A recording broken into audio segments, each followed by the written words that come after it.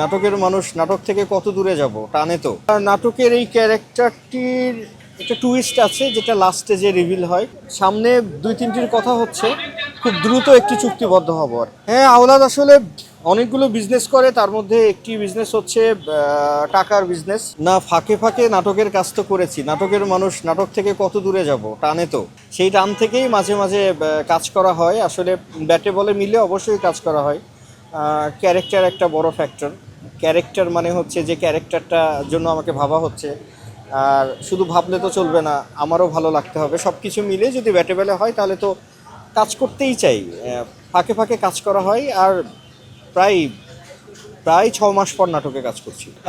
নাটকের এই ক্যারেক্টারটির একটা টুইস্ট আছে যেটা লাস্টে যে রিভিল হয়। আছে কিছু স্টেপ আছে, ক্যারেক্টারটির আপস অ্যান্ড ডাউন আছে, সব কিছু মিলে ক্যারেক্টারটি পছন্দ হয়েছে।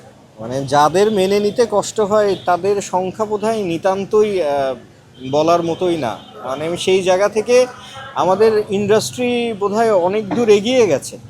কারণ গত 5-6 বছর ধরে তো আমরা চেষ্টা করছি, আমরা কাজ করছি দুই অঙ্গন মিলিয়ে। তো কোথাও তো ব্যক্তিগতভাবে আমি কোথাও কোনো পার্থক্য বা বৈষম্যের শিকার হচ্ছি না। সো আমি তো দেখছি মোস্ট ওয়েলকাম বা ভালোবাসার একটা জায়গা। যারা রিজিক্ট আছেন ভেতরে ভেতরে, সেটা একটা বিচ্ছিন্ন ঘটনা হতে পারে, কিন্তু আমি বিচ্ছিন্ন ঘটনাটাকে আমি আসলে কোনো গুরুত্বই দিতে চাই না। কারণ ইন্ডাস্ট্রি এখন একটা, মাধ্যম যেখানেই কাজ করি না কেন ইন্ডাস্ট্রি কিন্তু একটাই। ছোট্ট একটা দেশ, ছোট্ট একটা ইন্ডাস্ট্রি, সেখানে এতগুলো বিভেদ থাকার কোনো আসলে কারণই নেই। যারা বিভেদ করেন তারা আসলে জেনে বুঝেই করেন, হীনমন্যতার জায়গা থেকে করেন। আসলে সামনে দুই তিনটির কথা হচ্ছে, খুব দ্রুত একটি চুক্তিবদ্ধ হব। আর আমরা আসলে পরিকল্পনাগুলোকে ভাগ করে করে এগোচ্ছি। আসলে সংগঠন তো শুধু সংগঠনের মতোই চললে হবে না। সংগঠন আসলে নির্ভর করে হচ্ছে বাংলাদেশে আর্থসামাজিক অবস্থা, অর্থনৈতিক অবস্থা, সামাজিক স্থিতিশীলতা, রাজনৈতিক পরিস্থিতির উপর একটি সংগঠন আসলে অনেকাংশেই নির্ভর করে। সো এই স্থিতিশীলতার জায়গার জন্য আমরা অপেক্ষা করছি আর কি। তার মধ্যে থেকে সংগঠনকে যেভাবে চালাতে হয়, যেভাবে চলতে হয়, আমরা আসলে পরিকল্পনা মাফিক এগোচ্ছি।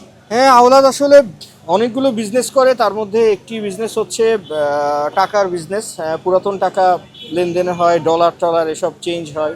গুলিস্তানে বা মতিঝিলে আমরা যেরকম দেখি যে ডলারের বিজনেস, টাকার বিজনেস, সেরকম একটা বিজনেস সে নিয়ন্ত্রণ করে। সে জায়গা থেকেই নাটকে জোবান আসে। জোবানের ক্যারেক্টারটির সাথে এই আওলাদ ক্যারেক্টারটি পরিচিত হই। সেই জায়গা থেকে জোবানের সাথে একটা জার্নি। সিনেমা তো অনেকগুলোই আছে, এখন কবে আসবে আসলে আমি জানি না।